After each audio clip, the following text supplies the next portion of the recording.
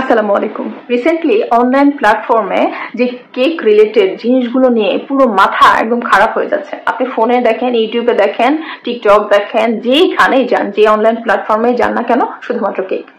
এখন এইটা নিয়ে দেখেন নেগেটিভিটি তো ছড়াচ্ছেই।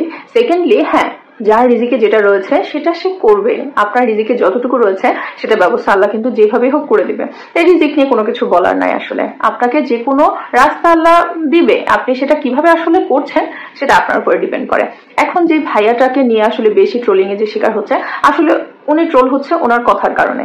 কারণ কি দেখেন, যে উনি বললেন যে আমার ওয়াইফের বিজনেস, সে নিজে কেক বানায় এবং আমি শুধু এখানে সেল করার জন্য আসছি। সবই ঠিক আছে, কিন্তু এখন আলটিমেটলি দেখা যাচ্ছে তাদের রেস্টুরেন্টের বিজনেস আছে, তারা মোটামুটি আসলে এটা একটু লোকচক্ষুর সামনে আসার জন্যই হয়তো বা এটা করেছে, বা যদিও সে করে থাকে তার ওয়াইফকে সাপোর্ট করার জন্য, সেটা তো অনেক ভালো। কিন্তু সে প্রথমেই বলতে পারতো যে আমার ওয়াইফের এটা ইচ্ছা, সে আসলে যে কেক তৈরি করতে জানে বিষয়টা এরকম না।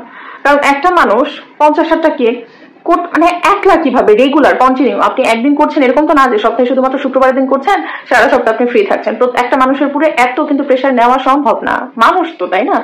এখন পরবর্তীতে উনি বললেন হেল্পিং হ্যান্ড, পরবর্তীতে উনি বললেন শেফ রয়েছে। আসলে জিনিসটা কিন্তু ওই যে জেলাও সেই খুদু বিষয়টা হয়ে গেল। ভাইরা যদি প্রথমে বলতো যে আমার ওয়াইফের অনেক শখ ছিল যে সে নিজে কিছু করবে, আমাদের যেহেতু রেস্টুরেন্টের বিজনেস রয়েছে, সেখানকার কিছু শেফও রয়েছে, তাদের সাথে আমার ওয়াইফ নিজেও হেল্প করে এবং সে তার মতো করে মডিফাই করে সে কেক গুলো করতে বলে, এবং এটা পুরোপুরি আমার ওয়াইফের বিজনেস, তার সাথে তার শেফরা রয়েছে।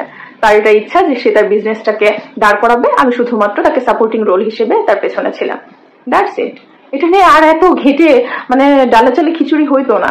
সহজ একটা জিনিস, আমরা আসলে কেন যে সহজ জিনিসকে সহজ ভাবে বলতে পারি না, বুঝি না। তবে একটা জিনিস এই ভাইয়াটা মানে ভাবার দাবিদার, যে তার কারণে কিন্তু আরো অনেক মানুষের রুজি রুটির ব্যবস্থা হয়েছে।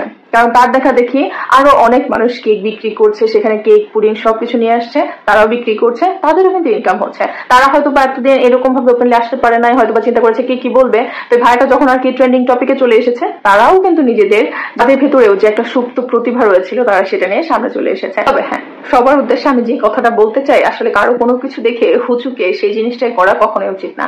আপনি আপনার অবস্থানটা ঠিক রেখে কাজ করুন এবং আস্তে আস্তে এগিয়ে যান, দেখবেন আপনি লং লাস্টিংলি এই জায়গায় থাকতে পারবেন, আপনি সার্ভাইভ করতে পারবেন। কিন্তু হুট করে আপনাকে কিছু মানুষ আকাশে উঠিয়ে দিল, ধাম করে কিন্তু নিচে ফেলে দিবে। যে কোনো কাজে আসলে বিল্ড আপ করাটা ভীষণ পরিমাণে জরুরি, এবং সেটা ধাপে ধাপে যাওয়াটাও কিন্তু ভীষণ পরিমাণে জরুরি।